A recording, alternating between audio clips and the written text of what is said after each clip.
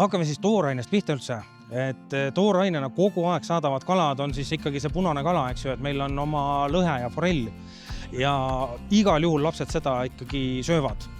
Ja jälle tasub kodus ise proovida, ise teha. Tegelikult on väga lihtne teha, on poodides ikkagi niimoodi, et kõik luud on välja võetud. Ja ei ole hakklihamasinast veel läbi lastud, vaid ongi terve filee. Ja see siis kas suitsutada, küpsetada ahjus. Praadimine on siis juba, et pritsib ja tuleb lõhna, aga tõesti seda on nii lihtne teha, eriti kui selline green egg veel on.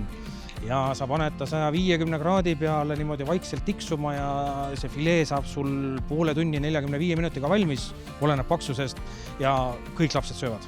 Ma arvan, et noorel inimesel, kes hakkab nagu kalaga tutvuma. Ma arvan, et ei ole vaja minna hulluks, ei pea hakkama teda seal nagu, ütleme siis, näiteks kala maitsestama üle. See on nagu alati üks selline asi, millega minnakse vahetavahel liiale, pannakse erinevad maitseained ja võib-olla see on võõras, eks ju. Et võib-olla selline, tegelikult kui laps on väikene, ta on väga vastuvõtlik igasugustele uutele maitsetele, aga hoiame asja lihtsalt. Praeme lihtsalt kergelt läbi, koha väga hea, räim, superkala, no siig, imeline, eks ju. Selliste asjadega, need on kallid kalad, aga nad on jube head ikka. Aga räim, väga mõnus kala, selline väikene, hea nagistav, suitsuräim. Arvan, need on väga head. Alustuseks kindlasti.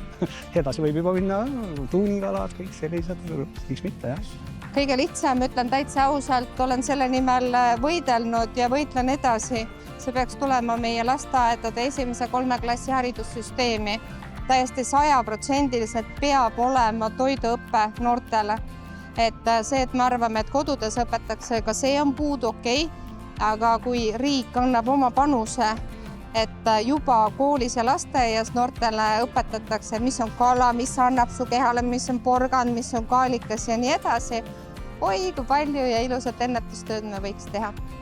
Ütlema selle punase kalaga on väga lihtne. Minul lapsed kodus söövad hea meelega punast kala, aga valge kalaga on veits keerulisem.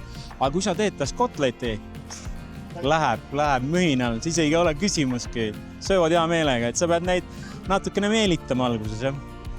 Ise 3 poja isana võin öelda, et olen saanud oma poisid sööma, kuna kalapulka söövad tegelikult kõik lapsed. Ja siis, aga sellist nagu praekala otseselt nagu ei taha. Siis meil on ka peres väga selgelt, kuidas kala süüakse. Ma püüan kõige rohkem augi ise. Ja siis sellest augist me teeme kotletti. Ja seda augi kotletti söövad poisid kõik väga okeilt. Ja ahvelasupp on nagu kalasupina selline, mida annab teha ka nii, et ta ei ole nagu väga selline, kuidas ma ütlen, hullult kalase maitsega. Aga ta on ikkagi hea kalasupp nagu. Ja seda ahvelasuppi meil ka poisid perest söövad. Aga kuidas meelitada kala sööma, ma arvan, ongi see sama väärinda seda kala natuke teistmoodi, et ei oleks luid ja neid asju, ehk samad tänased kotletid siin, kas või latikast või need pelmeenid ja edasi. See on see, mis toob lapsed tegelikult kala sööma küll.